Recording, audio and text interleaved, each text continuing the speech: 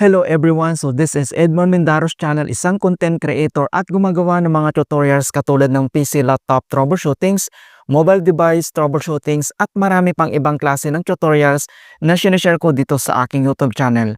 At kung bago ka lang sa aking YouTube channel, so please huwag mong kakalimutan mag-like, share at subscribe.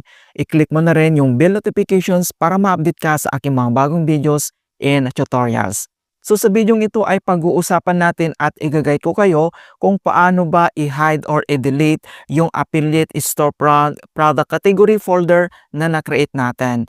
So sa mga bago lang na affiliate, kung ano ba yung tinatawag na affiliate storefront, isa itong bagong features ni Shopee kung saan lahat ng product collections na pinopromote natin sa Shopee affiliate ay nasa iisang locations na, kumbaga mas organized na ito at pwede mo na itong i-categorize base sa gusto mong ayos ng iyong storefront. Okay, so proceed na tayo. So ang next step ay kailangan mo lang i-open yung Shopee applications mo. Kapag na-open mo na, so dito lang sa baba ay kailangan mo lang i-select dito yung Meta profile na makikita dito sa bottom right corner. So i-click mo lang yan. At kapag na-open mo na dito yung Shopee homepage profile mo, so dito lang sa more activities, mag-scroll down ka. And then, kailangan mo lang i-select dito yung affiliate program. So guys, remind ko lang, para ma-access natin yung affiliate storefront, ay kailangan accepted ka or naka-join ka sa affiliate program para ma-open mo ito. So, ang next step, itap mo lang dito yung affiliate program. At once na-open mo na yung affiliate program, so dito lang ulit sa baba, ay kailangan mo lang i-select dito yung account na makikita dito sa bottom right corner. I-click mo ulit yan. And dito lang sa ating Shopee affiliate account settings. And then, dito lang sa left corner, ay kailangan mo lang i-select dito yung affiliate storefront. Okay? So, i-click mo lang yan. At once na-open mo na yung affiliate storefront sa homepage mo, so makikita mo lahat dito yung mga products na na-add mo. So since nakapag-create na tayo dito ng ating category folder, so mas madali na lang natin itong i-delete or i-hide. Okay, so kung paano ba mag-create ng category folder, so a quick guide lang para at least may idea ka. So dito lang sa right corner, makikita mo dito yung categories, so kailangan mo lang yung i-click. So since makikita mo dito na nakapag-create na tayo ng category folder, so ang next na gagawin mo dito lang sa baba ay makikita mo dito yung product management. So kailangan mo lang yung i-click. Once na-click mo na yan, and then dito sa product management, makikita mo dito yung create category. So kailangan mo lang yan i-click. Ayan. So dito sa create category, and then yung pag-create natin ng category name, nakadepende yan sa'yo kung paano mo i-categorize yung mga items mo. So for example, gusto mo i-categorize yung health and beauty, pang menswear, women's wear, yung home tools, and then basta lahat ng klase guys ng gusto mong i-categorize, lahat ng food supplement or beauty products, pwedeng-pwede po yan.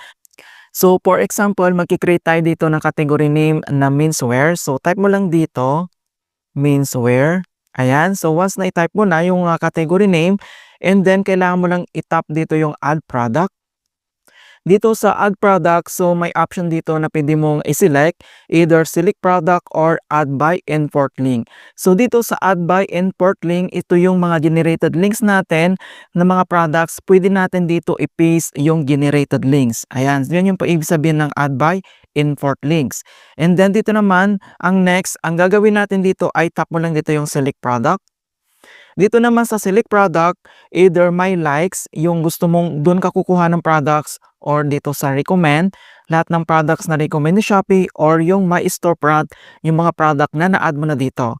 Okay, so kukuha tayo dito sa ating my storefront. So since menswear yung ating category name, lahat ng products na pang menswear ay kukuha ka dito. So select lang tayo like this, shorts. Ayan. So, dito lang sa left corner, makikita mo dito yung box. I-select mo lang yan para makaselect ka. And then, okay. So, hanap pa tayo ng pang menswear. Ayan, ito. Ito guys, itong watch. Ayan.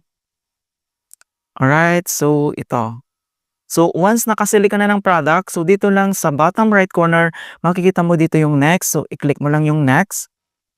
And then, pwede mong i-edit yung product name. Kapag okay na, dito lang sa baba din, makikita mo dito yung add to category. So, i-tap mo lang yan. Ayan. So, next, nandito na lahat. And then, itap mo ulit dito yung create. Okay, so create successfully. So guys, makikita mo na nakapag-create na tayo dito ng category folder. So back lang tayo, papakita ko sa inyo guys. Alright, so halimbawa, nandito tayo sa affiliate storefront mo. Kung paano mo ba hahanapin yung categories folder na yon. So dito lang sa baba, makikita mo dito yung product management. I-tap mo lang yan. And then, dito lang sa right corner ulit, i-tap mo tong categories. And then makikita mo na dito yung category folder na na-create mo. So nandito na siya. So dito naman pwede mo itong i-customize base sa gusto mo. Pwede mo itong i-delete, pwede mo i-hide or unhide, pwede mo i-pin ito or pwede mo itong baguhin yung kanyang name. Okay? So ito naman kung paano ba ito i-delete or gusto mong baguhin ito, gusto mong palitan ng bagong category folder, pwedeng-pwede po yan at pwede rin itong i-hide. So ang gagawin mo lang dito ay kailangan mo lang i-tap dito yung ating folder. So, tap mo lang ganon. Ayan, so mapupunta tayo dito sa category name and everything dito. And then next, dito lang sa top right corner, makikita mo dito yung tatlong dot na horizontal. So, kailangan mo lang yan i-click. Ayan. So, dito may dalawang options. So, makikita mo dito yung hide or delete. Kung gusto mong i-hide yung category folder mo, pwede naman. I-click mo lang dito yung hide. Hide successfully, okay? Ayan, so na-hide successfully and then kailangan mo lang itong i-save. So, click mo tong save. Updated successfully. And then makikita mo dito na na-hide na yung category folder. So, dito naman kung gusto mo itong i-delete, pwede ulit. So, itap mo ulit dito yung folder na yan. Tap mo lang siya. At dito na ulit sa top right corner, makikita mo dito yung tatlong horizontal lines. So, i-click mo ulit yan. And then, pwede mo itong ibalik kung gusto mo. I-click mo yung to display or i-click mo dito yung delete. So, tap mo lang dito yung delete mga kaibigan.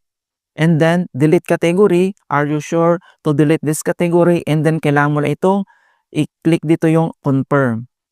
And delete successfully. And makikita mo guys na nawala na yung category folder dito.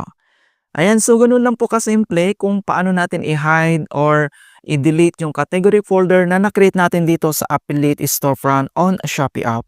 In hope na nakapagbigay ako ng konting kaalaman at guide tungkol sa Shopee tutorials. Thank you guys and see you in my next tutorials.